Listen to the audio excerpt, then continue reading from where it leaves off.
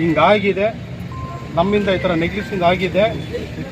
ಅದಕ್ಕೆ ಒಂದು ರೀತಿ ಮಾತ್ರ ಇದೆ, ಸ್ಟೇಷನ್ ಕರ್ಸೋದು, ರಾತ್ರಿ 9:00ವರೆಗೆ ಫೋನ್ ಮಾಡೋದು. ಜಾಸ್ತಿ ಇತ್ತು. ಈ ಕೆಲಸ ಬಿಟ್ಟರೆ ಬೇರೆ ಕಡೆ ಕೆಲಸ ಸಿಗಲ್ಲ ಅನ್ನೋ ದೃಷ್ಟಿಯಿಂದ ಮನೆ ಸಾಕು.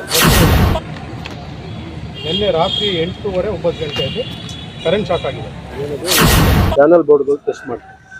ಅದಕ್ಕೆ ನಾವು 650 ವೋಲ್ಟ್ಸ್ ಮಾಡಿದಾಗ ಅವನಿಗೆ ಕಂಪ್ಲೀಟ್ ಕಿಟ್ ಹಾಕಿಲ್ಲ, ಹೆಲ್ಮೆಟ್ ಹಾಕಿಲ್ಲ, ಕಂಪ್ಲೀಟ್ಲಿ ನೋ ಸೇಫ್ಟಿ ರಾತ್ರಿ ಹಾಸ್ಪಿಟ್ಲಿಗೆ ತಂದು ಅಡ್ಮಿಟ್ ಮಾಡಿದ್ದೆ ಹೊರತು ಬೆಳಗ್ಗೆಯಿಂದ ಹಾಸ್ಪಿಟ್ಲಿಗೆ ಹೋಗಿ ನೋಡಿದ್ದೆ. ಹಾಸ್ಪಿಟ್ಲಲ್ಲೂ ನಮಗೆ ಎಮರ್ಜೆನ್ಸಿ ಆಗಿದೆ, ಅದು ಕಾಫಿ ಸೇಫ್ಟಿ ನಾಮ್ಸ್ ಮಾಡಬೇಕು.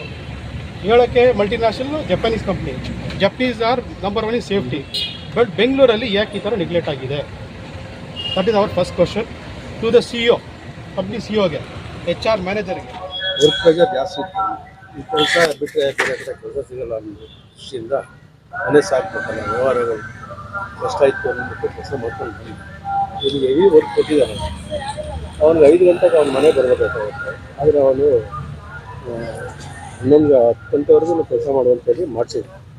ಸಡನ್ನಾಗಿ ಏನಾಯಿತು ಅದ್ರ ಬಗ್ಗೆ ನನಗೆ ಸರಿಯಾದ ಮಾಹಿತಿ. ಏನು ಕೆಲಸ ಮಾಡ್ತಾಯಿದ್ರು ಸರ್ ಕಂಪ್ನಿಲಿ? ಅವನು ಇಂಜಿನಿಯರ್, ಎಲೆಕ್ಟ್ರಿಕಲ್ ಇಂಜಿನಿಯರ್, ಟೆಸ್ಟಿಂಗಲ್ಲಿ ಇದ್ದವನು.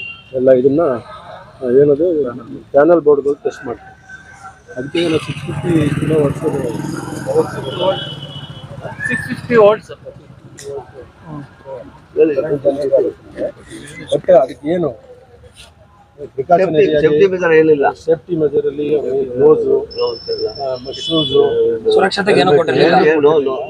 ಅದೇನಾಯ್ತು, ನಾವು ನಮಗೆ ಗೊತ್ತಾಯ್ತಂದ್ರೆ ಅವನು ಹಾಸ್ಪಿಟಲ್ ಬಂದಾಗ ನೋಡಿದ್ರು ಅದು ಕೈಗೆ ಡೈರೆಕ್ಟಾಗಿ ಹೊಡೆದಿತ್ತು. ಹಾಂ ಸರ್, ಕೈಗೆ ಡೈರೆಕ್ಟಾಗಿ ಹೊಡೆದಿತ್ತು. ಕ್ಲೋಸ್ ಇದ್ರೆ ಕೈಗೆ ಡೈರೆಕ್ಟಾಗಿ ಹೊಡಿತಿರ್ಲಿಲ್ಲ, ಕಟ್ ಆಯ್ತಿಲ್ಲ. ಅದು ಕೈಯಲ್ಲಿ ನೋಡಿದ್ವಿ ನಾವು. ಲೆಫ್ಟ್ ಹ್ಯಾಂಡ್ ರೈಟ್ ಹ್ಯಾಂಡ್ ಇದೆ, ಲೆಫ್ಟ್ ಹ್ಯಾಂಡ್ ಫುಲ್ ಕಟ್ ಆಗಿತ್ತು. ಅದು ರಕ್ತ ಅಲ್ಲಿಂದಲೂ ಬರ್ತದೆ, ಮೂಗಲ್ ರಕ್ತ ಬರ್ತದೆ. ಎಷ್ಟು ವರ್ಷದಿಂದ ಅಲ್ಲೇ ಕೆಲಸ ಮಾಡ್ತಿದ್ರು ಸರ್? ಅವನು 1.5 ವರ್ಷ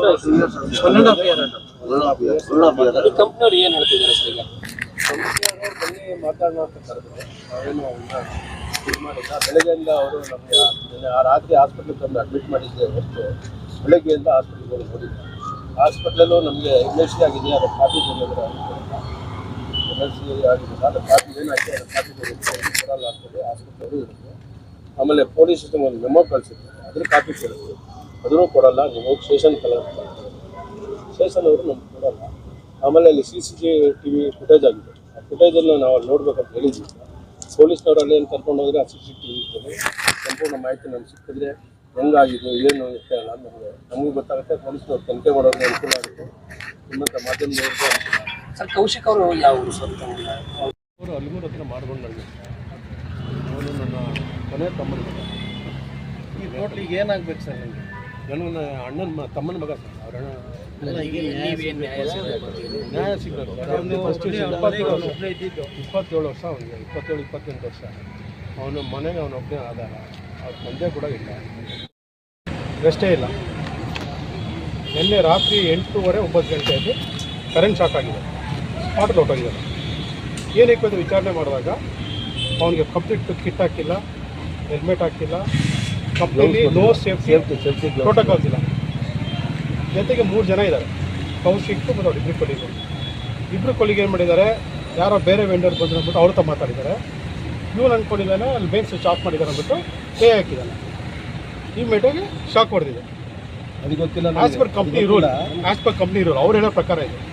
as per company rule safety norms ಇರಬೇಕು. ನಂಬರ್ 1 ಎಲ್ಲ ಕಡೆ ಡಿಸ್ಪ್ಲೇ ಮಾಡಬೇಕು. ಕಂಪ್ನಿಯಲ್ಲಿ ಸೈರನ್ ಇರಬೇಕು, ಆ್ಯಂಬ್ಯುಲೆನ್ಸ್ ನಿಂತಿರಬೇಕು, ಕಂಪ್ನಿಯಲ್ಲಿ ಡಾಕ್ಟರ್ ಇರಬೇಕು, ಒಂದು ಕ್ಲಿನಿಕ್ ಇರಬೇಕು. ಇಮಿಡಿಯೇಟಾಗಿ ಏನಾದರೆ ಫಸ್ಟ್ ಏಡ್ಗೆ ಇಮಿಡಿಯೇಟಾಗಿ ಸೇಫ್ಟಿ ನಾಮ್ಸ್ ಮಾಡಬೇಕು. ಹೇಳೋಕ್ಕೆ multinational Japanese company, Japanese are number 1 in safety. But ಬೆಂಗಳೂರಲ್ಲಿ ಯಾಕೆ ಈ ಥರ ನೆಗ್ಲೆಕ್ಟ್ ಆಗಿದೆ? That is our first question to the CEO, company CEOಗೆ, HR ಮ್ಯಾನೇಜರ್ಗೆ, ಅವ್ರ ಜೊತೆ ಇದು ವರ್ಕ್ ಮಾಡೋ ಪೊಲೀಸ್ಗೆ. ಯಾಕೆ ಈ ಥರ ವರ್ಕ್ ಪ್ರೆಷರು? ಏನಾಯಿತು? ಅಷ್ಟು ಅರ್ಜೆಂಟ್ ಏನಿದೆ ಡಿಸ್ಪ್ಯಾಚ್ ಮಾಡೋದು ಪ್ಯಾನಲ್ಸ್ನ? ಇದನ್ನೇ ಒಂದು 10 ಡೇ ಪ್ರಾಜೆಕ್ಟ್ನ 20 ಡೇಸ್ ಪ್ರಾಜೆಕ್ಟ್ ಮುಂದೆ ಹಾಕೊಂಬೋಯ್ತಲ್ವಾ? ಮಾಡಿದ್ರು ಜೀವ ಉಳಿತಿರ್ತಾನೆ. ಕೋಟ್ಯಾಂತರ ರೂಪಾಯಿ ಟರ್ನ್ ಓವರ್ ಇದೆ ಕಂಪ್ನಿದು, ಕೋಟ್ಯಾಂತರ ರೂಪಾಯಿ ಟರ್ನ್ ಓವರ್ ಇದೆ ಕಂಪ್ನಿದು. ಇವನು ಒಬ್ಬನೇ ಫ್ಯಾಮಿಲಿ ಇರೋದು. ಅದೇ ಹಾಕಿ ಕೊಡೋನು. ಸ್ಯಾಲ್ರಿಯಿಂದ ಹಿಡಿದು ಅವ್ನು ಕಟ್ಟ EMI, ಮನೆ ಲೋನು, ತಂಗಿ ಇದ್ದಾಳೆ, ತಂದೆ ಇಲ್ಲ, ತಂದೆ ಇವನು 3ನೇ ಕ್ಲಾಸ್ ಇದ್ದಾಗ ತಂದೆ ತೀರೋಗಿದೆ, ಫೇಲ್ ಆಗಿದೆ. ಇಷ್ಟು ಅವನಿಗೆ ಫ್ಯಾಮಿಲಿ ಪ್ರಾಬ್ಲಮ್ ಇದೆ. ಇದನ್ನೆಲ್ಲ ಇವನೇ ಹುಡುಗ ನಗ್ನತ್ತ ಸ್ಟ್ರಾಂಗ್ ಆಗಿ ಇಡೀ ಫ್ಯಾಮಿಲಿನೇ ಸಾಕ್ತಾ ಇದ್ದ.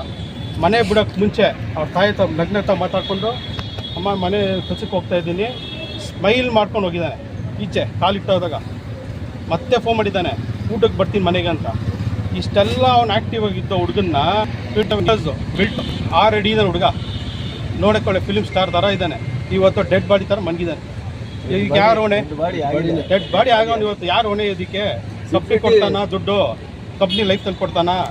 ಹೆಂಗೆ ನಮ್ಗೆ ನ್ಯಾಯ ಸಿಗುತ್ತಿದ್ದು?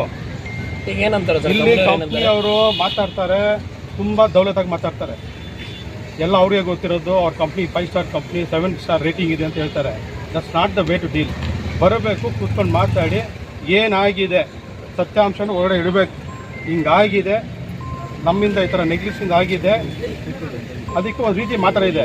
ಸ್ಟೇಷನ್ ಕರ್ಸೋದು, ರಾತ್ರಿ 9:00ವರೆಗೆ ಫೋನ್ ಮಾಡೋದು, ಇಲ್ಲಿ ಬನ್ನಿ ಏನು ಆಕ್ಸಿಡೆಂಟ್ ಆಗಿದೆ ಅನ್ನೋದು. ಅಲ್ಲಿ ಹೋದ್ರೆ ಮನ್ಗವನೆ ಡೆತ್ ಆಗಿದೆ. ಅಲ್ಲಿ ಬರೋದು ID ಕಾರ್ಡ್ ಕೇಳಿದ್ರೆ, ನಮ್ಮ ಅಂಕಲ್ ಕೇಳಿದ್ರೆ ID ಕಾರ್ಡು ಏನು ಜೋರಾಗ್ತದೆ, ID ಕಾರ್ಡ್ ಕೇಳ್ತೀರಾ ಅಂತ ಹೇಳ್ತಾನೆ company employee. First of all ಮಾತಾಡೋ ರೀತಿ ಇರಬೇಕು. ಎಲ್ಲ ಎಜುಕೇಟ್ಸ್ ಅಂತ ಇದ್ದಾರೆ ಒಳಗಡೆ, ಅನ್ಎಜುಕೇಟ್ಸ್ ಥರ ಮಾತಾಡ್ತಾರೆ. ಸಾರಿ, ವಿಜಯ್.